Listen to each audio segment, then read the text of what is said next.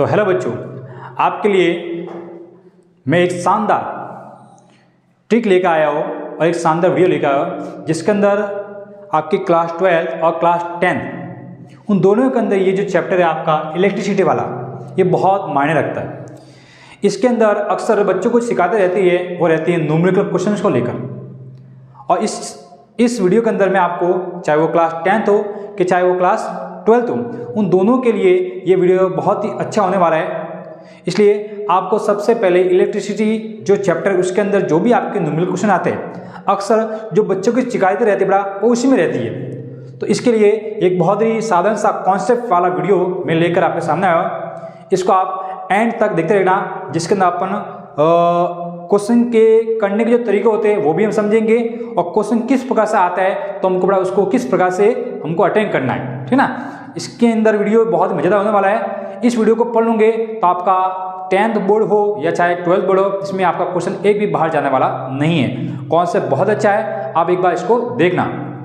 चलो तो शुरू करते हैं। शुरू करने से पहले अपन देखेंगे कि इलेक्ट्रिसिटी चैप्टर के अंदर अपने न्यूमेरिकल क्वेश्चन करने के लिए ऐसे कौन कौन से क्वेश्चन है जो हमारे बार बार इंपोर्टेंस में आएंगे। तो सबसे पहले अपन उनकी स्टडी कर लेते हैं कि इलेक्ट्रिसिटी चैप्टर के अंदर कौन कौन से फॉर्मूले हैं जो हमारे न्यूमेरिकल क्वेश्चन में बार बार पूछे जाते हैं। तो सबसे पहले अपन देखते हैं, सबसे पहला अपना जो टॉपिक आता है वो आता है करंट, इलेक्ट्रिक करंट। आपको पता है कोई भी एक कंडक्टर होता है, जैसे कि चालक तार है, उसमें जो बहने वाली जो धारा होती है, उसके बहने वाली धारा उसको बड़ा कहते हैं करंट। आपको पता है करंट बहेगा, है ना, तो करंट बहेगा तो उसमें हमको करंट लगेगा। अब करंट कहते किसे बड़ा कि किसी चालक तार बड़ा, वो चालक तार में बड़ा क्या बहेंगे, आवेश बहेंगे। क्या बहेंगे तो बड़ा आवेश, आवेश को बड़ा जिसको क्या बोलते हैं क्यू, कूलम्ब बोलते हैं। आवेश की जो बहने की दर है, दर को अपन मापते हैं टाइम से, तो आवेश के बहने की जो दर है उसको अपन कहते हैं विद्युत धारा।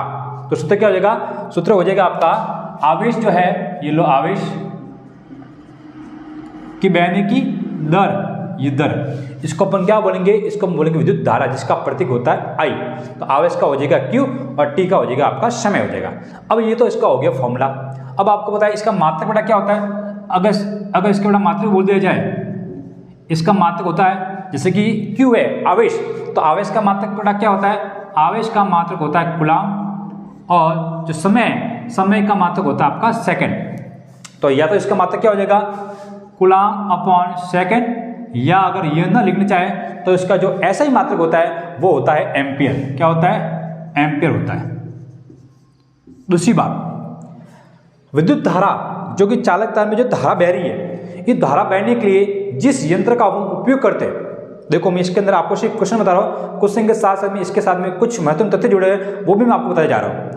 तो किसी भी चालक तार में जो धारा बह रही है, तो धारा बहने के लिए बड़ा हमको देखना पड़ेगा वो धारा उस तार में कितने एम्पियर की बह रही है, 2 एम्पियर की है कि 4 एम्पियर की है। तो उस धारा को मापने के लिए कुछ न कुछ मशीन का उपयोग होता होगा। तो उस मशीन, जिस यंत्र का उपयोग होता है धारा मापने के लिए, उस यंत्र का बड़ा नाम है अमीटर। कौन सा नाम है, अमीटर। अमीटर है, उसको किसी भी सर्किट के अंदर या किसी परिपथ के अंदर धारा मापने के लिए हम उसको बड़ा किस क्रम में लगाते हैं, हम इस अमीटर को बड़ा परिपथ के अंदर हमेशा श्रेणी क्रम में लगाते हैं। ये ध्यान रखना, ये बहुत बार एग्जाम में पूछा जाता है कि अमीटर जो कि धारा मापने के अंदर है वो परिपथ में या सर्किट में किस क्रम में लगा होता है, श्रेणी क्रम में। दोस्तों तो याद होगी आपका I बराबर Q अपॉन T।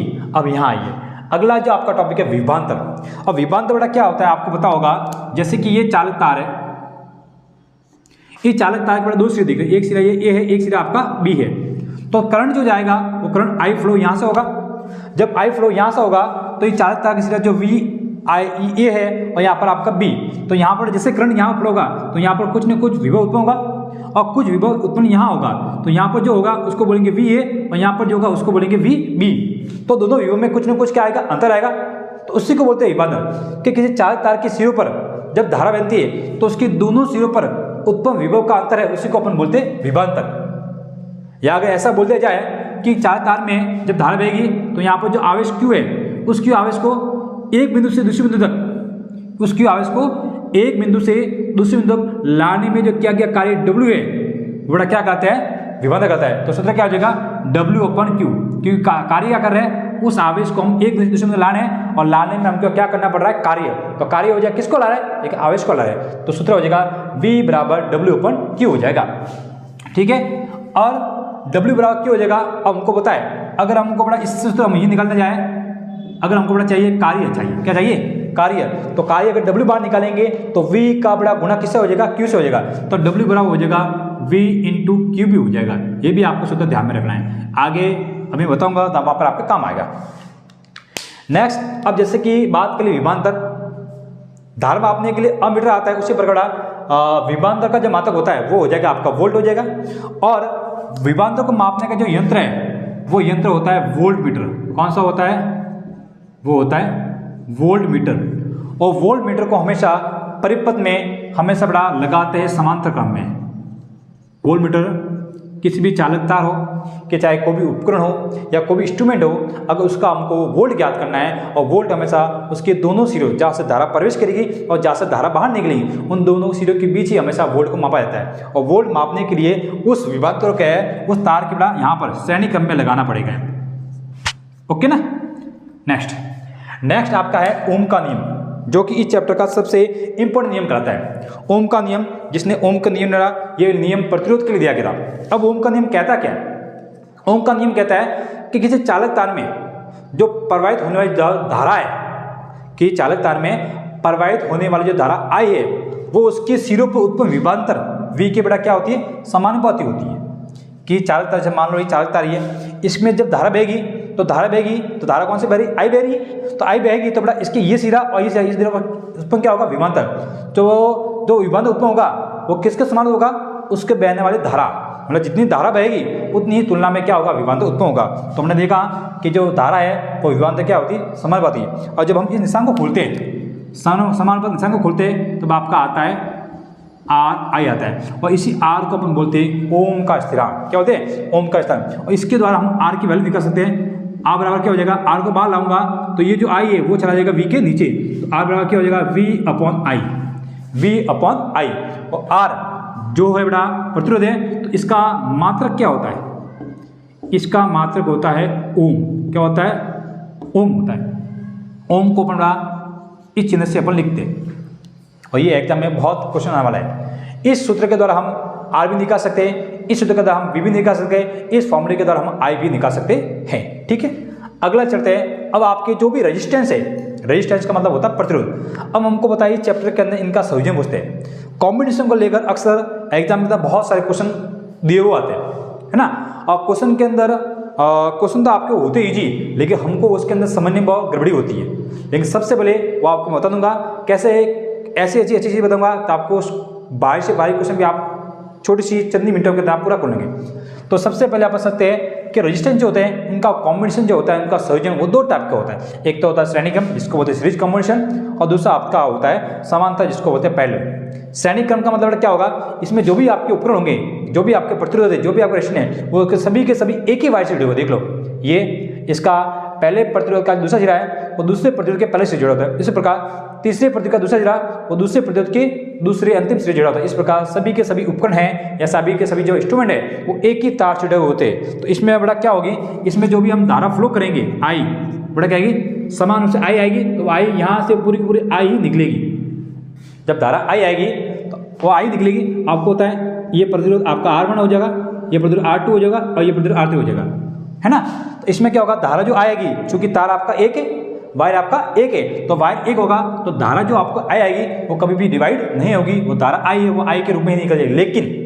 लेकिन जो विभव होगा, लेकिन विभव आपने देखा यहाँ पर तीन प्रतिरोध अलग लगे, एक ही वाला, एक ही वाला। इसके से ऊपर होगा विभव, वो होगा V1, इसके ऊपर होगा वो V2, इसके ऊपर होगा वो V3 होगा।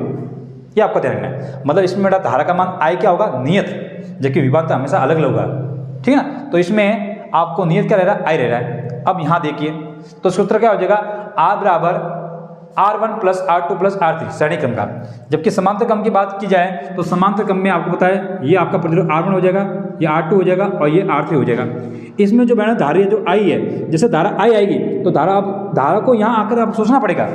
अब देखो यहाँ पर धारा सोचने की, क्योंकि मार्ग एक है तो वहीं पर जाएगी, लेकिन यहाँ पर धारा आएगी तो धारा को सोचना पड़ेगा कि मैं इधर जाऊँ कि R2 में जाऊँ या R3 में जाओ। अगर वो R1 में जाएगी तो धारा हो जाएगी I1, R2 में जाएगी तो धारा हो जाएगी I2, और R3 में जाएगी तो धारा हो जाएगी I3। मतलब कुल मिला के यहाँ और बड़ा कि समांतर क्रम के अंदर जो आपको धारा आने वाली है वो धारा आपके तार अलग अलग होने के कारण धारा का मान भी अलग अलग हो रहा है। लेकिन आपने यहाँ देखा, यहाँ पर धारा का मान समान, जबकि यहाँ का धारा का मान अलग अलग है, क्योंकि तार अलग अलग है। लेकिन तार आपको बताया तीनों को तीनों तार वापस इस पॉइंट पे जुड़ रहे हैं, एक पॉइंट इस पॉइंट पे खत्म हो रहे हैं, तो इनका सिरा एक ही होगा, तो इनका वो विभवांतर तो वी होगा, वो क्या होगा समान। तो क्या होगा समान। तो यहाँ पर समान क्या है आई। सैनिक क्रम में धारा आई रहती है समान, जबकि समांतर क्रम में आपका विभवांतर वी रहता है समान। सैनिक क्रम में बड़ा क्या होता है, जो धारा वायर चूंकि एक है, अगर मैं इसमें किसी भी एक उपकरण खराब हो जाए, जैसे मान लो ये उपकरण खराब हो गया, R1 खराब हो गया, यहाँ से तार टूट गया, शॉर्ट सर्किट हो गया या लघुपतन हो गया, तो धारा आई जाएगी तो बड़ा इस प्रतिरोध में, लेकिन आगे प्रतिरोध में जा पाएगी क्या। तो सैनिक क्रम में दिक्कत ये होती है कि सैनिक क्रम में किसी भी एक उपकरण या कोई भी एक उपकरण, एक अगर इंस्ट्रूमेंट खराब हो जाए तो पूरे परिपथ में धारा बहने की वजह से बंद, जबकि समांतर क्रम में ऐसा नहीं होता है। अगर मान लो बड़ा ये वाला इंस्ट्रूमेंट खराब हो गया है तो बाकी के सर्किट के अंदर तो आपका करंट फ्लो होगा ही। तो इसका सूत्र होता है 1/R, R1 + R2 + 1/1, ठीक है ना। अब देखते हैं यहाँ पर, अब इसका होता है बड़ा, आपको पता है जैसे भी किसी इंस्ट्रूमेंट के अंदर हम करंट फ्लो करते हैं तो करंट फ्लो होगा तो आपको होता है कैथोड छड़ होती है, उससे तो निकलते इलेक्ट्रॉन। क्या निकलते इलेक्ट्रॉन जिसके ऊपर होता है नेगेटिव चार्ज। ओके, तो नेगेटिव चार्ज है तो नेगेटिव चार्ज हमेशा बड़ा प्लस, जिसको कहते हैं एनोड की उसकी तरफ अट्रैक्ट होगा। तो जब धारा प्रवाहित करेंगे तो कैथोड से निकलने जो इलेक्ट्रॉन वो बार बार एनोड छड़ के टकराएंगे। तो आपको पता है जब किसी के ऊपर बार बार अटैक होता है, तो आगे वाली चीज क्या होती है, गर्म। क्या होती है, नहीं होती गर्म। तो इलेक्ट्रॉन के प्रवाह के कारण, क्योंकि जब ये धारा आएगी तो कैथोड से बार बार इलेक्ट्रॉन गए, और इलेक्ट्रॉन में कौन सी ऊर्जा होगी, इलेक्ट्रॉन के अंदर होगी गतिज ऊर्जा। तो वो अपनी ऊर्जा बार बार टकरा के किसको देंगे, एनोड छड़ को, जिससे एनोड छड़ क्या हो जाएगी, गर्म। इसको ही कहते हैं अपन विद्युत धारा का तापीय प्रभाव, कि करंट के फ्लो के कारण जो उपकरण है, जो इंस्ट्रूमेंट गर्म हो रहा है, उसको कहते हैं तापीय प्रभाव। जैसे मैं आपको बोल दूं, जैसे कि गीजर है, हीटर है, अपनी विद्युत इस्त्री है, इसमें करंट फ्लो होता है, और करंट फ्लो होने से इसमें जो इलेक्ट्रॉन है वो बार बार उसकी जो टोस्टर होता है उससे बार बार टकराएंगे, जिससे वो क्या होता है, गर्म होता है, और गर्म के कारण हम उसका उपयोग करते हैं। जैसे आपको पता है इस्त्री का उपयोग अलग होता है, गीजर का उपयोग पानी गर्म करने के लिए होता है। तो वो क्या है, उसको ऊर्जा कौन सी मिल रही है, उनको जो मिलने वाली ऊर्जा है वो तो है विद्युत ऊर्जा, लेकिन वो चेंज किस में हो रही है, वो चेंज हो रही है आपकी उष्मा ऊर्जा के अंदर, और उष्मा ऊर्जा के द्वारा हम किसी भी चीज़ का उपयोग कर सकते हैं। तो इसी को कहते हैं विद्युत धारा का तापीय प्रभाव, या इसको कहते हैं जूल के ताप का नियम। ये बहुत इंपॉर्टेंट है, जिसका आपका फॉर्मूला हैज बराबर, हैज मतलब हीट बराबर I² into R into T। उष्मा जो है वो धारा के वर्ग के तो होते समानुपाती, प्रतिरोध और समय की भी होती है समानुपाती। अब आपका लास्ट जो है वो कहलाता है इलेक्ट्रिक पावर, और इलेक्ट्रिक पावर का मतलब होता है बड़ा शक्ति, ताकत। और ताकत का मतलब बड़ा ये होता है, आपको पता है इलेक्ट्रिक के अंदर सब इलेक्ट्रिक इंस्ट्रूमेंट ही होगी। तो इसके नीचे ट्यूबलाइट है, अपन ट्यूबलाइट का एग्जाम्पल लेते हैं। जैसे मान लो बड़ा बल्ब है, दो आपकी चीज़ें बल्ब है, एक बल्ब पे आपके पास 9 वाट का, एक बल्ब पे जो है आपके पास 12 वाट का। सीधी सी बात है, एक 9 वाट का बल्ब पे एक 12 वाट पे है, तो बड़ा कौन उजाला ज़्यादा देगा, सीधी सी जाहिर सी बात है 12 वाट का जो बल्ब है वो उजाला आपको ज़्यादा देगा, किसकी तुलना में, 9 वाट की तुलना में। क्यों, कि आपको देगा सर 12 वाट। वाट का मतलब क्या होता है, शक्ति। एक वोल्ट होता है, वोल्ट अलग होता है, वोल्ट तो है विभवांतर का मात्रा, उसके दोनों सिरे पर लगने वाला जो विभवान उसका अंतर को मापता है, जबकि वाट क्या होती है, इसकी ताकत होती है। ताकत को मापने के लिए किसी भी उपकरण है, चाहे वो टीवी हो या कुछ भी हो, उसकी ताकत मापनी है तो ताकत के लिए उसका मात्रक क्या होगा, उसकी यूनिट क्या होगा, वाट हो जाएगा।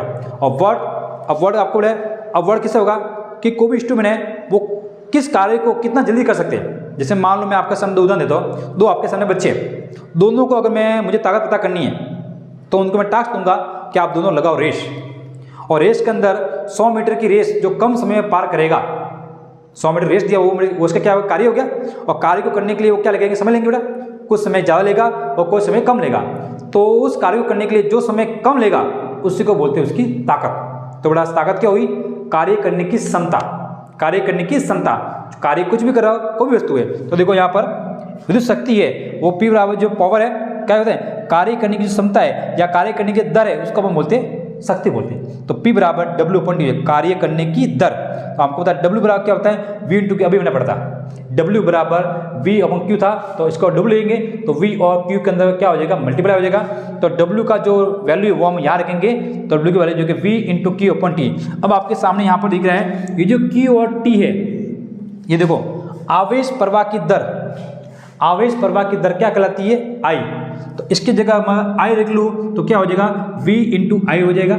ये आपके सामने फॉर्मूला आ गया। अब हमको होता है ओम का नियम कहता है, ओम के पास दो फॉर्मूले हैं। एक तो आपका फॉर्मूला है V बराबर आई आर, और इसी के द्वारा हम आर निकालेंगे तो आर आ जाएगा इसके नीचे, तो V अपन आर हो जाएगा। इन दोनों में से एक एक को चीज़ करते हैं। सबसे पहले हम रखते हैं बेटा आई को, आई की जो वैल्यू है, आई की वैल्यू, इस वैल्यू को आपको यहाँ रखना है।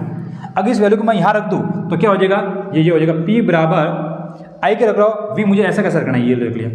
अब इसको ऐसा रख लो तो आई की जगह रखना है मुझे V अपन आर, तो ये इंटू V अपन आर। जब इसको मल्टीप्लाई हो जाए तो V इंटू V हो जाएगा आपका V स्क्वायर अपन आर हो जाएगा। ओके, अब हमको रखना है V की वैल्यू रखनी है। V की वैल्यू क्या होती है, आई आर। अब मुझे आप यहाँ पर रखनी है V की वैल्यू, तो V की वैल्यू रखूँगा तो हो जाएगी P बराबर V की वैल्यू आई आर, तो V के ऊपर स्क्वायर है, तो V की वैल्यू जो I और R है इन दोनों को ऊपर क्या आएगा, स्क्वायर आएगा। तो यहाँ आ जाएगा I square R square upon R आ जाएगा। ओके, आर नीचे है। अब आर स्क्वायर से ये जो आर है वो आपको कट जाएगा, तो बचेगा क्या, यहाँ पर आर बचेगा। तो फॉर्मूला क्या हो जाएगा, P बराबर आई स्क्वायर इंटू आर। तो ये आपके सामने विद्युत शक्ति का फॉर्मूला निकल के आ गया। इस प्रकार से ये जो भी आपके इंपॉर्टेंट फॉर्मूले हैं, ये इन्हीं फॉर्मूलों की मदद के द्वारा हम इस चैप्टर के जो भी न्यूमेरिकल क्वेश्चन है वो हम करने वाले हैं। तो आइए अब स्टार्ट करते हैं न्यूमेरिकल क्वेश्चन को कैसे हम सॉल्व कर सकते हैं, चाहे वो इजी वाले हो कि चाहे वो हार्ड वाले हो। अपनी जो गलती होती है वो सिर्फ उसको समझने में कुछ नहीं होती, पूछा को और क्या होता है, हम उसको समझते कुछ और है और निकलता उत्तर कुछ। अब आपके सामने क्वेश्चन दिया हुआ है कि एक कूलम्ब आवेश की रचना करने वाले इलेक्ट्रॉन की आपको संख्या निकालनी है। ठीक है, तो देखो इस उसको कैसे करना है। आपको बोला है एक कूलम्ब आवेश, आवेश जो है क्यू है बड़ा कितना दिया हुआ है, वो आपको दिया हुआ है 1 कूलम्ब, ये आपको गिवन है। सबसे पहले आपको देखना है कि क्वेश्चन के अंदर क्या क्या दिया हुआ है। तो आपका दिया हुआ है कि आवेश जो वो दिया हुआ है आपका 1 प्लस, इसकी रचना करने में इलेक्ट्रॉन की संख्या निकालनी है। तो इलेक्ट्रॉन की संख्या निकालनी है, तो इलेक्ट्रॉन की संख्या क्या होती है, Q बराबर जो होती है उसका फॉर्मूला होता है Ne। ओके, अब आपको निकालने इलेक्ट्रॉन की संख्या पूछिए, तो संख्या जो N है वो मुझे निकालना है, तो इसके लिए आपका क्या हो जाएगा, M बराबर बाहर निकालूंगा तो E चला जाएगा इसके नीचे, तो ये Q अपॉन E हो जाएगा। ठीक है, Q अपॉन E हो जाएगा। और Q आपको दिया हुआ है 1 कूलम्ब, तो यहाँ पर आ जाएगा ये 1 कूलम्ब। और E इलेक्ट्रॉन पर आवेश कितना होता है, इलेक्ट्रॉन पर आवेश होता है 1.6 इंटू 10 की पावर -19 कूलम्ब होता है। ये आपको पता है, ये आपको चीज़ याद रखनी पड़ेगी। इलेक्ट्रॉन पर जो आवेश होता है वो होता है 1.6 इंटू 10 की पावर -19 होता है। अब अगर मैं यहाँ पर 18 करना चाहूँ, अगर मैं यहाँ 18 कर दूँ तो मैं 18 करने के लिए मैं यहाँ का लगाऊंगा, एक 0 लगाऊंगा। अब ये हो गया। अब क्या करूँगा, ये जो पावर है आपको होता है जब टैंक की पावर माइनस में 18 है, ये जब ऊपर जाएगी तो वो हो जाएगी प्लस में 18 हो जाएगी। और मैं यहाँ से 1 पॉइंट हटाऊंगा तो वहाँ पर आ जाएगा एक 0, तो ये आ गया 100 अपॉन नीचे 16 तो है ही है। अब ये टैंक की पावर -18 वो ऊपर जाएंगे तो वो हो जाएगी प्लस की 18 हो जाएगी। अब 16 का टेबल मुझे 100 में देना है, तो काटूंगा तो ये जगह 16 छंग छिन्नू 6 पॉइंट भाग आएगा 2 25 इंटू टैंक की पावर 18, इतने आपके क्या होंगे इसके अंदर इलेक्ट्रॉन। इजी है ना। इस प्रकार से आप एक कूलम्ब आवेश में इलेक्ट्रॉन की संख्या को हम फाइंड कर सकते हैं। तो देखिए अब आपके सामने जो क्वेश्चन है वो है कि किसी विद्युत बल्ब के तंतु में से, तंतु आपको पता है विद्युत बल्ब का जो तंतु होता है किसका बना होता है, वो बना होता है टंगस्टन का। ये भी ध्यान रखना साथ में, आपको छोटे क्वेश्चन अक्सर कभी कभी पूछ लेते हैं। विद्युत बल्ब का जो टंगस्टन होता है उसका जो गलनांक होता है वो भी देख लेना, उसका गलनांक होता है वो लगभग आपको 3500 डिग्री सेल्सियस होता है, ठीक ना। तो किसी विद्युत बल्ब का जो तंतु है उसमें से जो आपको धारा बह रही है वो आपकी बह रही है 0.5 एम्पियर। कितने मिनट के लिए बह रही है, 10 मिनट की बह रही है।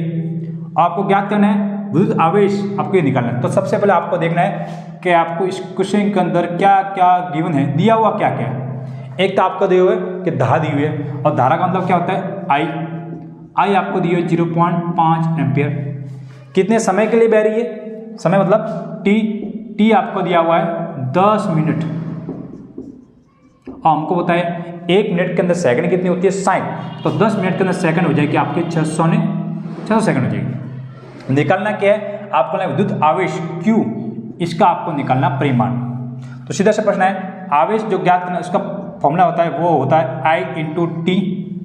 आई आपके पास दे रखा है 0.5 और टी की वैल्यू दे रही है आपको 600।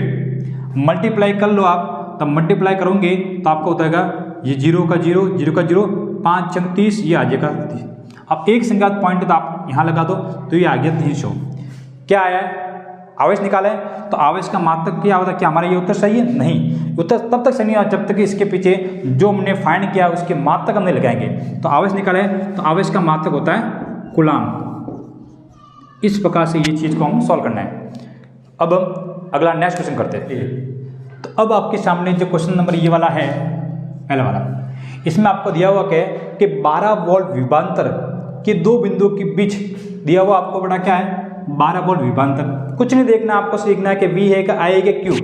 12 वोल्ट के विभवांतर के दो बिंदुओं के बीच कितना कूलम आवेश, 2 कूलम आवेश ले जाने में कितना कार्य, ये आपके चार्ज में है। तो आपको एक तो बड़ा गिवन क्या है, एक तो आपको जो गिवन है वो आपको बड़ा विभवांतर जो होता है V, वो दिया हुआ आपको 12 का 12 वोल्ट चलो के बीच 2 कूलम आवेश, आवेश का मतलब Q, वो आपका दिया हुआ 2 कूलम ले जाने में कितना कार्य, मतलब W आपको फाइंड करना है। W आपको फाइंड करना है। अब W का आपको पता है, W की तो क्या होता है, किसको ले जा रहे हैं, विभवांतर क्या होता है कि Q कूलम आवेश को ले जाने में, Q कूलम आवेश को एक बिंदु से दूसरे बिंदु ले जाने में किया गया कार्य क्या कहलाता है, विभवांतर कहलाता है। अब इससे हमको निकालना है W, W निकालेंगे तो W इससे निकालेंगे तो W क्या हो जाएगा, W बाहर निकालेगा V इंटू क्या हो जाएगा, V इंटू Q हो जाएगा। सूत्र मैंने आपको पहले से बता दिया। अब इसकी वैल्यू रख दो, V है आपका जो कि है 12 वोल्ट और कूलम है आपका 2 कूलम आवेश, तो आंसर आपका हो जाएगा 24। क्या पूरा हुआ? नहीं हुआ अभी तक। निकाला क्या हमने निकालना कार्य, तो कार्य का मात्रक क्या होता है, कार्य का मात्रक होता है जूल। इस प्रकार से क्वेश्चन को सॉल्व करना है। अब हम दूसरा क्वेश्चन देखते हैं। अब आपके सामने दूसरा क्वेश्चन है, उसमें दिया हुआ है कि एक चालक में से 0.5 कूलम का आवेश, कूलम दिया हुआ, क्यों दिया हुआ आपको, प्रवाहित होने पर 3 जूल ऊर्जा, जूल मतलब आपको दिया हुआ कार्य का ह्रास होता है। टेंशन नहीं, ये सिर्फ आपको कंप्यूट करने के लिए होता है। तो आपके चालक के शिव उत्पन्न विभवांतर भी आपको ज्ञात करना है। तो चलो इसमें हम देखते रहा कि हमको क्या क्या गिवन है। आप बस इस तरह से देखते जाइए, आपके छोटे छोटे क्वेश्चन लगा के आपके बड़े से क्वेश्चन आपको चंद मिनटों के अंदर आपके सॉल्व हो जाएंगे। तो आपको दिया हुआ है कि चालक में से होकर कितना कूलम आवेश जा रहा है, 0.5 कूलम आवेश, आवेश का मतलब आपको दिया हुआ Q आपको दिया हुआ 0.5 कूलम। प्रवाहित होने पर कितना कार्य करना पड़ रहा है, 3 जूल ऊर्जा का ह्रास हो रहा है। ऊर्जा जो मतलब W है वो आपके ह्रास हो रही है, 3 जूल हो रही है। तो ये पूछा है कि चालक की उत्पन्न विभवांतर V आपको फाइंड करना है। हमने अभी देखा था V बराबर क्या होता है, V होता है कि किसी कूलम आवेश को एक बिंदु से दूसरे बिंदु लाने में किया गया कार्य, W अपन Q। W आपको दे रखा है, जो दे रखा है 3 कूलम आपको दे रखा है, वो आपका है 0.5। पॉइंट को हटाएंगे पीछे आ जाएगा 0, काटेंगे तो आपका आ जाएगा 6। विभवांतर पूछे इसलिए पीछे इसका मात्रक हो जाएगा वोल्ट। देखो आपके सिर्फ 5 से 10 सेकंड के अंदर क्वेश्चन सॉल्व हो रहे हैं, है ना। अब हम अगला क्वेश्चन करते हैं, ये वाला है यहाँ पर, उसमें दे रखा है कि एक चालक में 0.5 एम्पीयर की धारा, मतलब आपको दे रखा कि I, तथा उसके सिरों का विभवांतर 2 वोल्ट आपको दे रखा V। तो चालक का प्रतिरोध R आपको निकालना है। तो यहाँ पर देख ले, सबसे पहले आपको क्या क्या गिवन है, क्या गिवन है, धारा जिसको अपन लिखते हैं I, वो आपको दे रखी है 0.5 एम्पियर। फिर आपको उसके सिरों पर उत्पन्न विभवांतर, विभवांतर आपको दे रखा V, वो आपको दे रखा है 2 वोल्ट। फिर आपको पूछा है चालक का प्रतिरोध, मतलब R आपको फाइंड करना है, R आपको फाइंड करना है। सीधा सा उत्तर है, ओम का नियम क्या कहता है, ओम का नियम कहता है कि विभवांतर जो होता है वो I इंटू R होता है ना। विभवांतर जो होता है वो उसमें बहने वाली, विभवांतर जो होता है वो उसमें बहने वाली धारा के क्या होता है, समान होता है। अब इसको मैं आपको पूरा बता रहा हूँ। इसको खोलूँगा तो आ जाएगा बराबर R I आ जाएगा। इसी का हमको R निकालना है, तो इससे अपन R निकालेंगे तो I चला जाएगा इसके नीचे, तो हो जाएगी वैल्यू हो जाएगी V/I। और हमको दे रखा है V की वैल्यू है आपके 2 वोल्ट। आई की वैल्यू आपके 0.5 एम्पियर, पॉइंट हटाएंगे 0 आ जाएगा, 5 से काटेंगे तो आपका आ जाएगा 4। निकाला क्या हमने, निकाला प्रतिरोध, और प्रतिरोध का मात्रक क्या होता है 4 ओम।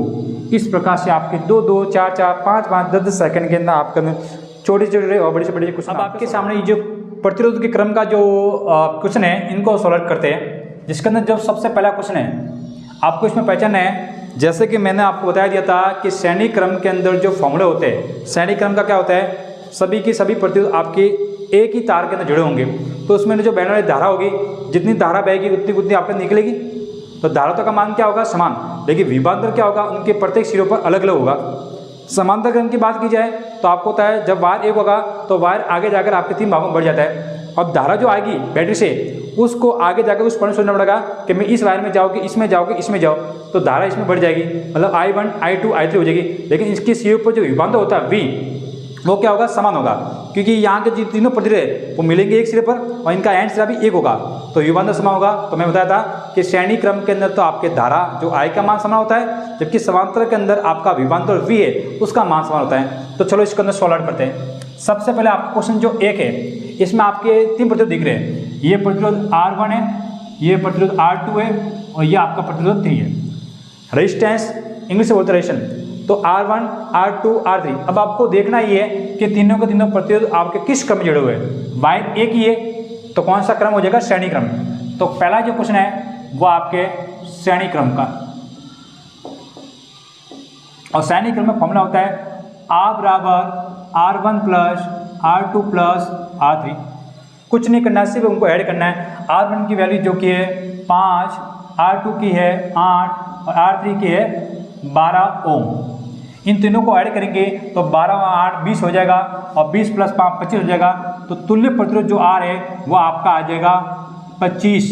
अभी प्रश्न पूरा नहीं हुआ जब तब इसके ऊपर मात्रक नहीं लगाओगे, तो ये इसका सूत्र आ गया। अब क्वेश्चन दूसरे को अपन सॉल्व करते हैं।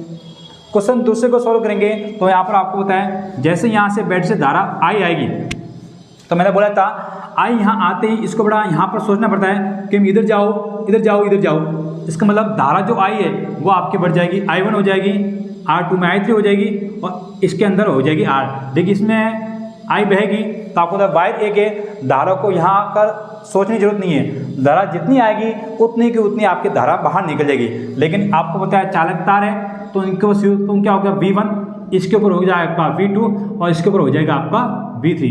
लेकिन यहाँ पर धारा बढ़ रही है, लेकिन तीनों प्रतियों के सिरे वो एक ही पॉइंट मिल रहे हैं, ये पॉइंट A और खत्म भी आपके पॉइंट 1 पे हो रही है। तो तीनों तारों का जब पॉइंट है, इनका स्टार्टिंग बिंदु और इसका एंडिंग बिंदु वो क्या एक ही है, तो इनका विभवांतर क्या होगा समान होगा। विभवांतर क्या होगा समान। चलो इसको सॉल्व करते हैं। समांतर क्रम है तो हमको बताया समांतर क्रम का फॉर्मूला क्या होता है। समांतर मतलब पैरेलल, जिसका फॉर्मूला होता है 1/r is equal to 1/r1, 1/r2 और 1/r3। अब आपको देखना है कि आपका रेजिस्टेंस कितने दिए हुए, 3 दिए हुए तो 3 तक लिखना है। अगर 4 है कि 5 है उसके अनुसार आपको बढ़ता जाना है। अब वैल्यू है ये 1/r की वैल्यू लिख रहे हैं, R1 की वैल्यू है आपके 1/2, R2 की आपके 3 और R3 की आपके 6। आपको कुछ नहीं करना, सीधा का सीधा लेना एलसीएम। 2 3 6 का एलसीएम हो जाएगा आपका 6। 2 का डिवाइड किया 6 के अंदर कितनी बार आया 3 बार आया, प्लस 3 का डिवाइड किया 6 के अंदर आपका आ गया 2 बार, और 6 का डिवाइड इसके अंदर आपका आ गया 1 बार। तो ये वैल्यू हो जाएगी 1/r बराबर के 2 हो गया और 5/6 6/6 हो गया।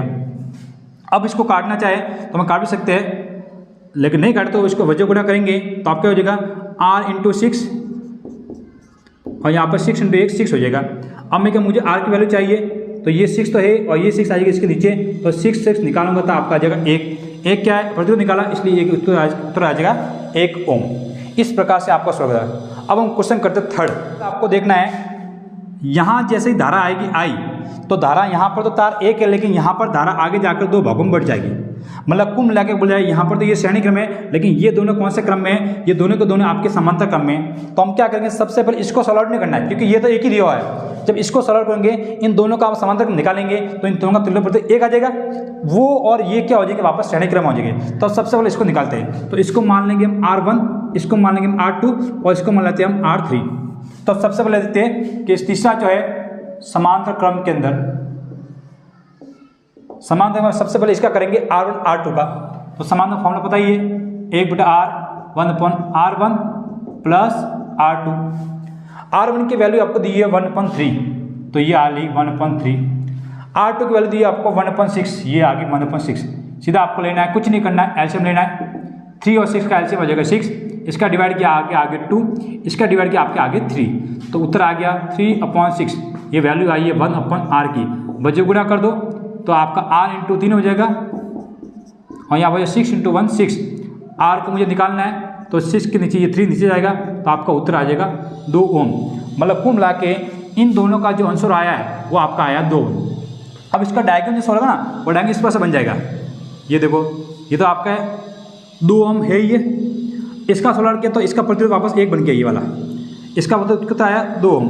अब ये डायग्राम कुछ इस प्रकार से आपको दिखेगा।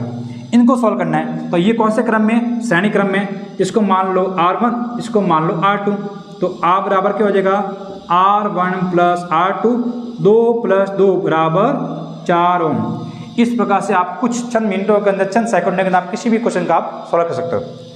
और आपके सामने जो क्वेश्चन नंबर 4 है, इसमें आप देखिए, इसमें जो धारा यहाँ जाएगी तो धारा यहाँ पर जाके 2 भागों में बढ़ जाएगी। यहाँ पर जाएगी धारा I1 और यहाँ पर धारा जाएगी I2। लेकिन धारा I1 जाएगी, इस तार के अंदर आपके 2 प्रतिरोध है। ये प्रतिरोध R1 मान लेते हैं, ये प्रतिरोध R2 मान लेते हैं, इसको R3 मान लेते हैं, इसको R4 मान लेते हैं। अब ये आप देखो, ये R1 और R2 दोनों कौन से क्रम में, श्रेणी क्रम में। इनका सॉल्व करें तो इनका एक निकल जाएगा, और R3 R4 ये वापस श्रेणी क्रम में, इनका निकालें तो इनका भी एक निकल जाएगा, और फिर ये दोनों वापस कौन से क्रम में हो जाएंगे, ये वापस हो जाएंगे आपके समांतर क्रम में। तो सबसे पहले इसको निकालते हैं। 4th नंबर है, सबसे पहले कहेंगे श्रेणी क्रम में, दोनों का निकाल लेते हैं। श्रेणी क्रम में पहले निकालेंगे r बराबर r1 प्लस r2 का निकालते हैं, और यहाँ पर निकालेंगे r बराबर r3 प्लस r4 का निकालते हैं। r1 कितना 2 सब 2 ही है, तो ये मैं लेते 2 प्लस 2 इजिकल टू 4 ओम। यहाँ पर मैं निकालूंगा तो 2 प्लस 2 इजिकल टू 4 ओम। अब ये चित्र कुछ डायग्राम आपकी इस तरह बन जाएगा। ये धारा है, इन दोनों का मिलाकर उत्तर 1 आ गया है, तो ये इस प्रकार हो जाएगा। इन दोनों का तो मिलाकर के 1 आया, ये उत्तर इस प्रकार हो जाएगा। ये भी आपका आ गया 4 ओम, और ये भी आपका आ गया 4 ओम। अब ये कौन से क्रम में हो गए, या आपके हो गए समांतर क्रम। और समांतर क्रम में पता है ये फॉर्मूला क्या होता है, 1/r वाला। तो 1/r is equal to 1/4 is equal to 1/1। ऐसे में आपका हो जाएगा 4, डिवाइड किया तो 4 का डिवाइड 1, तो 1 प्लस 1 आपका उत्तर आ जाएगा 1/r। ऐड किया 1 प्लस 1 2 और 4 मल्टीप्लाई कर लो तो r इंटू 2 हो जाएगा, और 4 मल्टीप्लाई 4 हो जाएगा। r मुझे निकालना है, तो 4 को अपर में ले दो तो आपका उत्तर आ जाएगा 2 ओम। ठीक है ना। ये आपके क्वेश्चन थे। आगे जो हम क्वेश्चन करने वाले हैं, इससे थोड़े और हार्ड लेवल का करेंगे, वो भी आपके इसी तरह पूरे कंप्लीट हो जाएंगे।